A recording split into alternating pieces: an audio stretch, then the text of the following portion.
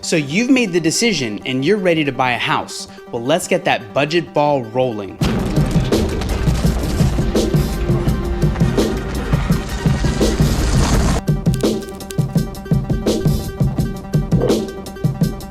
What's up everybody, Johnny Cresswell here with eXp Realty in Virginia Beach, back with another 5-Minute Friday where I break down a real estate question in about 5 minutes. Now before we roll right into the content, if you find anything of value in this video, I would really appreciate it if you'd hit that thumbs up and subscribe button below. It really means a lot to the channel. Let's go! When it comes to buying a house, it can feel a bit intimidating to know how much you need to save and where to find all this information.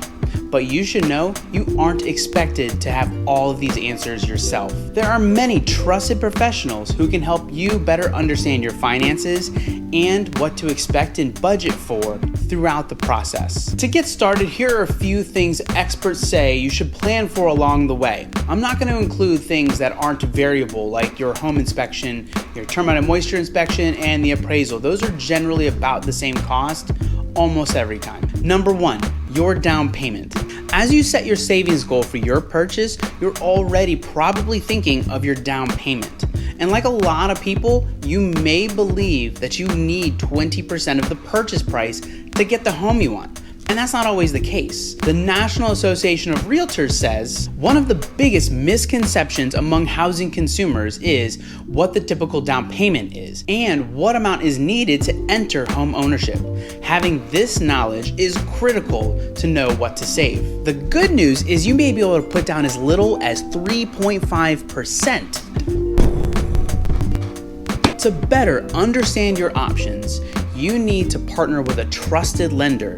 That way you can go over the various loan types, the different down payment assistance programs, and what each one requires. Number 2, Earnest money deposit. Another item you may want to plan for is your Earnest money deposit.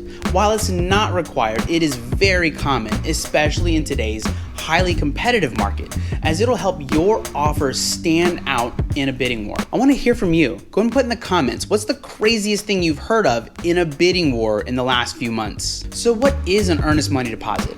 It's money that you pay as a sign of good faith to show the seller that you're a serious contender. This deposit acts like a credit. You're using some of the money that you've already saved to show the seller that you are serious and committed about their house. It's not an added expense, it's just paying some of the money up front. First American explains what it is and how it works. The deposit made from the buyer to the seller when submitting an offer.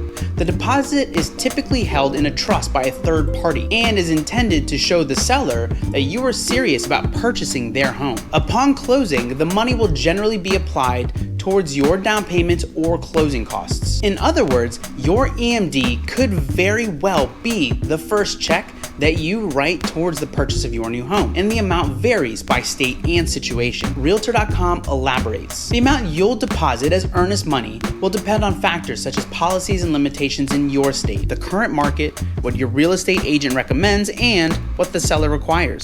On average, however, you can expect to hand over about 1% to 2% of the total home purchase price. Work with a realtor to better understand the local requirements of your area, as well as what they've recommended other buyers do. They can help you determine a strategy that's sure to win the house you're looking for. Number 3, the next thing you need to plan for are your closing costs. The Federal Trade Commission defines closing costs as the upfront fees charged in connection with a mortgage loan transaction, generally including, but not limited to, a loan origination fee, title examination and insurance, survey, attorney's fees, prepaid items such as escrow deposits for taxes, and insurance. Basically, your closing costs cover the fees for the various people and services involved. To touch on closing costs, the NAR says a home costs more than just the sale price. For example, closing costs, which make up about 2 to 5% of the home's purchase price, are a major added expense. Lenders provide a closing disclosure at least 3 days prior to closing a mortgage, but buyers will need to budget for these added costs ahead of time to avoid sticker shock. Whoa. The key takeaway is savvy buyers plan ahead for these additional expenses so they can come into the process prepared. Freddie Mac sums it up like this: if you're in the market to buy a home, your down payment payment is probably top of mind, and rightly so. It's likely the biggest cost of home buying. However, it's not the only cost, and it's critical you understand all of your expenses before diving in. The more prepared you are for your down payment, closing, and other costs, the smoother your home buying journey will be. And here's the bottom line. Knowing what to budget for in the home buying process is essential. To make sure you understand these and any other expense that may come up, let's connect so you have a reliable expertise on what to expect. My contact info is in the description below. And if you're nowhere near Virginia Beach, feel free to reach out anyways, and I can help you get connected with a great realtor in your local area. Be sure to come back next week for another 5-Minute Friday when I break down a real estate question in 5 minutes or less. Thanks for watching, and I'll catch you on the next one.